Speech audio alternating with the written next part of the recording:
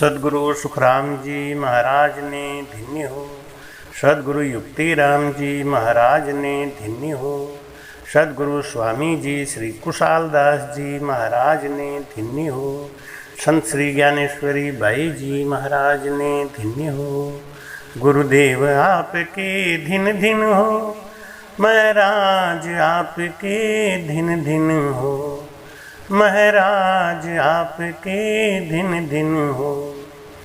मन के मते न चालिए, मन के मते अनेक, जो मन पे असवार है साधु कोई एक, राम जी है साधु कोई एक।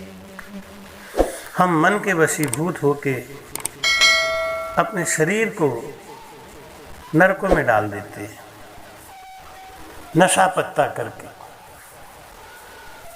नशा करके इस शरीर का हम नुकसान कर देते हैं।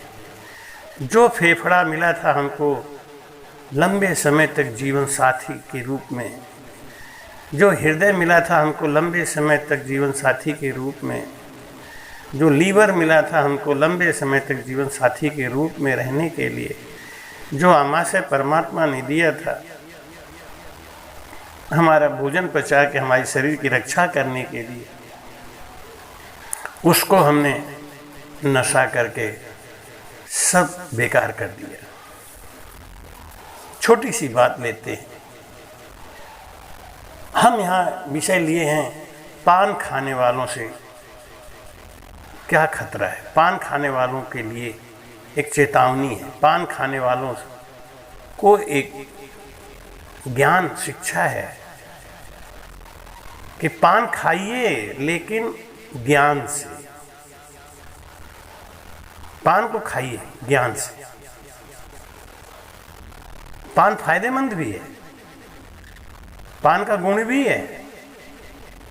वात पित्त कफ को बड़ा बैलेंस करता है ये पान का पत्ता। लेकिन अगर पत्ते के संग ज्ञान और समझ नहीं है खाने के संग, तो ये बहुत बड़ा नुकसान भी करता है। पान के अंदर हम तंबाकू डालते हैं ना, ये पाप है। गुड़गुड़ीचे गौ हत्या, गोत्र हत्या नासिका, मुख चाबियां पुत्र हत्या, कहे पुत्र व्यास का। सुखदेव जी महाराज ने ये बात कही। गुड़गुड़ीचे गौ हत्या, गुड़गुड़ी पीने वाला, हुक्का पीने वाला गौ की हत्या के बराबर पाप करता है। और नाक से सूंघने वाला, सूंघनी, गोत्र हत्या नासिका। और मुख चाबियां पुत्र हत्या, मुख से चबा चबा के खाने वाला अपने पुत्र की हत्या बराबर पाप करता है। इसलिए पान खाइए लेकिन उसमें तंबाकू डाल के नहीं। पान को खाइए आप, पान बुरा नहीं है, लेकिन पान का पीक मत थूकिए। वो लार जो कीमती है उसको पेट में जाने दीजिए। पेट में कैसे जाएगा? अगर आप तंबाकू खा रहे हैं उसके संग, तो पेट में कैसे जाएगा? क्योंकि आत्मा उसको स्वीकार नहीं करती, तो हम थूकते रहते हैं। पान के संग हम चूना और कत्था भी खाते हैं।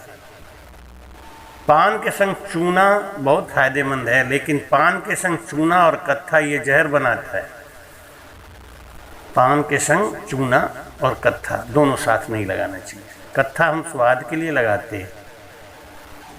कत्था और चूने का मिश्रण ये हमारे शरीर को नुकसान देने वाला बनता है। पान खा के चारों तरफ थूकते हैं।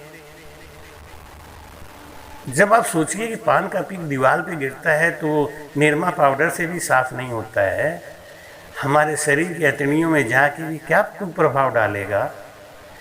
ये हमारे भोजन को पचने देगा क्या? पान अकेले बहुत फायदेमंद है। अकेले पान खाइए।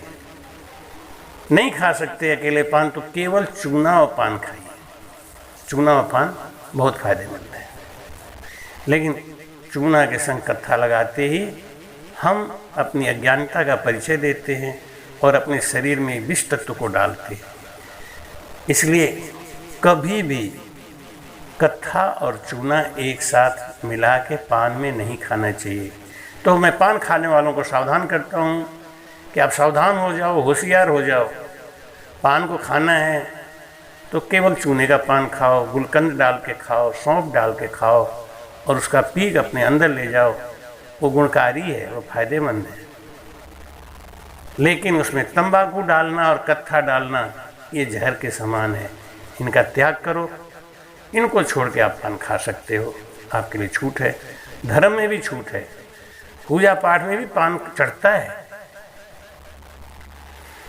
देवताओं को भी पान चढ़ता है। अगर इतना ये पवित्र नहीं होता तो हम इसको इतना महान क्यों मानते, पूजा पाठ में इसका प्रयोग क्यों करते। ओझा और तांत्रिक लोग भी पान का प्रयोग करते हैं। पान बहुत अच्छी चीज़ है, लेकिन इसमें जब आप कत्था और तम्बाकू डालते हैं तो इसको जहर बना देते हैं और ऐसे जहर का सेवन आपके शरीर को नुकसान देता है, हमारे उस कीमती लार को थूकने पे मजबूर करता है, पानी में फेंकने के लिए मजबूर करता है। इसलिए इतनी सावधानी ज़रूर रखें जीवन में। पान खाएं, खूब खाएं, लेकिन कत्था ना लगाएं और तंबाकू उसमें ना डालें। यही हमारी सलाह है, यही हमारा निवेदन है। स्वीकार कर सकते हैं तो ज़रूर करिएगा। जीवन में कभी भी ना खाएं तो अच्छी बात है, लेकिन अगर खाने का कभी मौका मिलता है तो कभी भी उसमें कत्था और तंबाकू ना हो, इसका ध्यान रखें। पहला काम तो यही है कि नशा चाहे किसी भी तरीके का हो, राम भजन में बहुत ही ज़्यादा नुकसानदायक है। नशा, हिंसा और आन उपासना तथा झूठ, ये 4 परहेज राम भजन में बताए गए हैं, जिसमें सबसे बड़ा परहेज नशा का है। तो किसी भी तरीके का नशा नहीं करें। दाल रोटी खाने से भी गुजारा हो सकता है। एक बहुत पहले एक गाना आया था कि ये समझो और समझाओ, थोड़े में मौज उड़ाओ, दाल रोटी खाओ, प्रभु के गुण गाओ। कितनी अच्छी बात है।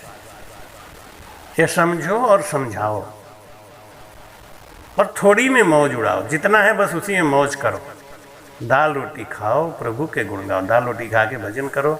नशा नहीं करना चाहिए, किसी भी हालत में कोई भी नशा नहीं करना चाहिए। लेकिन अगर आपको नशा करने का शौक़ हो ही रहा है तो पान में कत्था और तम्बाकू ना खाएं। यही पान खाने वालों के लिए हमारी सावधानी है। सचेत हो जाएं, अपने शरीर की रक्षा करें, वो आपके हाथ में है। सद्गुरु सुखराम जी महाराज ने धन्य धन्य